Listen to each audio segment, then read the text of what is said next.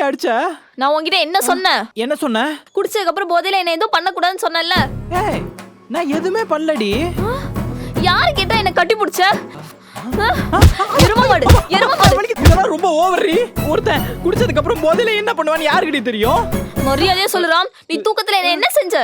ஏய் நான் எதுவுமே செய்யலடி. படுத்தோன்னே சமத்தா தூங்கிட்டேன். நான் நம்ப மாட்டேன். நான் எந்திரிச்சு பாக்கும்போது உன் கால் என் கால் மேல இருந்துச்சு. கால் தானே கால் மேல இருந்துச்சு, வேற எதுவும் இல்லல்ல. சீ, தப்பு தப்பா பேசுற நீ. தப்பு தப்பா பேசுற. பேசுவியா?